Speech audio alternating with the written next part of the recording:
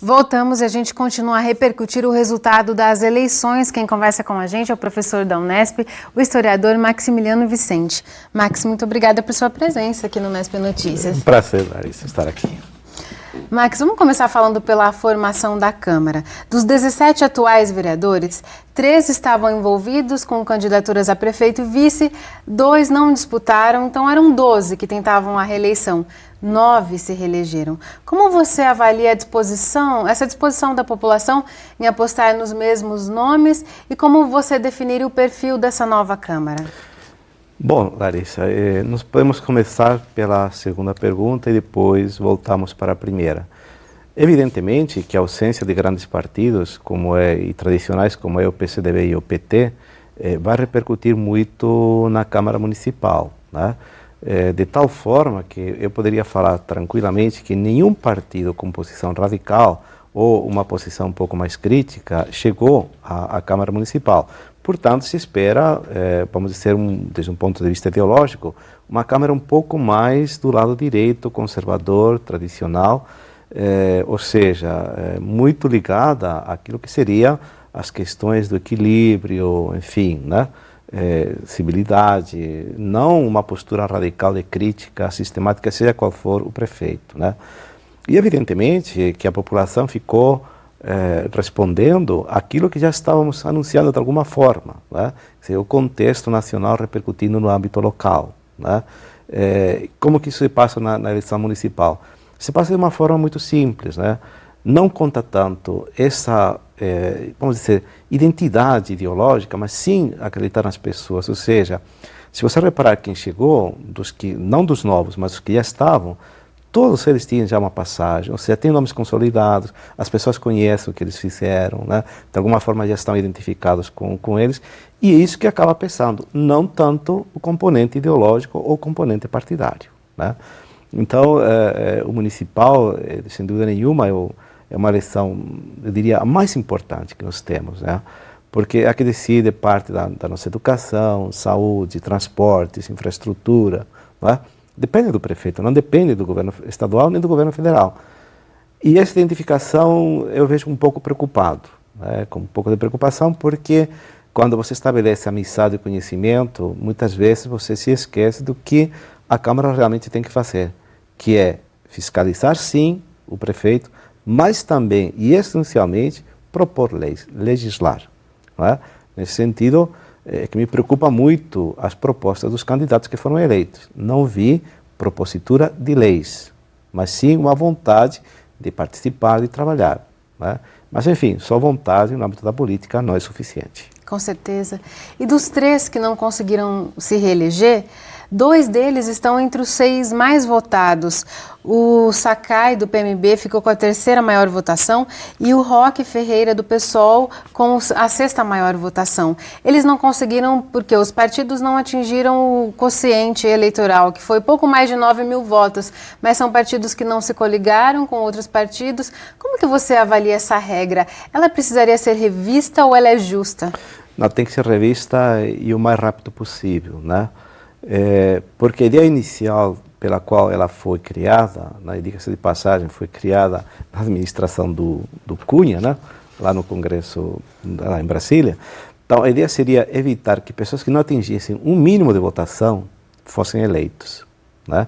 Então, por exemplo, se nós lembrarmos o caso mais famoso, o Tiririca, que levou 4, 5 deputados por conta de que ele tinha tido uma votação alta e eles tinham tido uma votação mínima. Então, a lei tentava corrigir isso, né? Criando o mínimo. Mas ficou provado, e isso a gente vinha alertando inclusive para esses partidos, né? De que não tendo coligação, o índice seria muito alto. Por quê? Porque se introduziu esse componente novo, que é o mínimo do coeficiente eleitoral, né? Ou seja, se a coligação não atinge esse mínimo, está fora, né? Mesmo que alguns vereadores de Bauru que ficaram fora, se nós olharmos no âmbito regional, tiveram mais votos do que muitos prefeitos eleitos em municípios da redondeza, né? E muito mais votos do que alguns candidatos que entraram na Câmara Municipal. Então, isso prova que a intenção inicial não foi nem de longe conseguida com a elaboração dessa lei. E essa abstenção, Max, tão alta em Bauru, 22% não votaram, e se a gente soma os brancos e nulos para prefeito, o número de votos é maior, votos perdidos, é maior do que o próprio candidato Gazeta mais votado recebeu. É um risco esse distanciamento das pessoas da política? Muito, Larissa. Eu, sinceramente, eu faço um apelo para que as pessoas pensem e reflitam muito sobre isso, né? O que é uma eleição municipal? Eu volto a falar o que eu tinha comentado agora. Veja, é a que decide os rumos da nossa educação, do transporte, da água, do esgoto, da saúde, né? São leis locais, né? Não é uma conjuntura nacional, né? Independente de quem for o eleito ou não eleito e a conjuntura nacional, isso se decide no município. Ora, você se omitir é você não querer se pronunciar sobre essas questões. É preferível se participar sabendo que não correspondem às expectativas da gente, do que você ficar quieto e não votar. Por quê? Porque é um voto perdido. E voto perdido simplesmente permite e facilita que alguns candidatos que não têm representatividade se elejam, né? E geralmente são candidatos que têm problemas na justiça, ou seja, você se omitindo está permitindo que aqueles que estão envolvidos com algum problema se elejam mais facilmente, porque tem votos já garantidos, né? Tem currais eleitorais garantidos. Então eu faço um apelo para que a população pense, participe, não se desanime. A conjuntura nacional não tem nada a ver com o que acontece localmente, porque é localmente que a gente decide parte da nossa vida, né? IPTU, enfim, tudo, né? E que tomem consciência de que tem que participar. Se inspirem no exemplo da dona Bibi, de 105 anos. Eu fiquei arrepiado vendo isso, né? Porque a gente estuda um pouco isso, e a primeira eleição que nós tivemos foi justamente de 33, depois que Vargas concedeu o Código Eleitoral de 32, né? Falar que participa, continua participando até hoje, eu tiro o chapéu, fico de joelhos e ainda desejo que passe esse espírito para todo mundo, né? Que exemplo. A gente prometeu, então, só para concluir, Max, o destaque nacional foi a eleição surpreendente em primeiro turno do Dória. Essa abstenção alta aqui em São Paulo foi praticamente a mesma que aqui em Bauru. Tem relação com essa vitória do Dória, do PSDB em primeiro turno?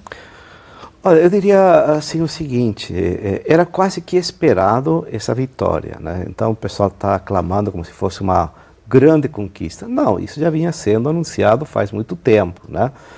E é muito comum na cidade de São Paulo isso, né? Quer dizer, o pessoal sai de um governo de esquerda e vota num governo de direita. Aconteceu com a Erundina, quando entrou Maluf, com a Marta, quando entrou o Kassab, né? Então isso é um movimento natural. O que tem que se destacar nessa eleição é a votação do Suplicy, que surpreendeu e representa a maior votação na história política do país de um vereador. Nunca ninguém teve essa votação, mesmo sendo do partido PT. E isso ninguém lembra, né? Todo mundo está pensando em 2018.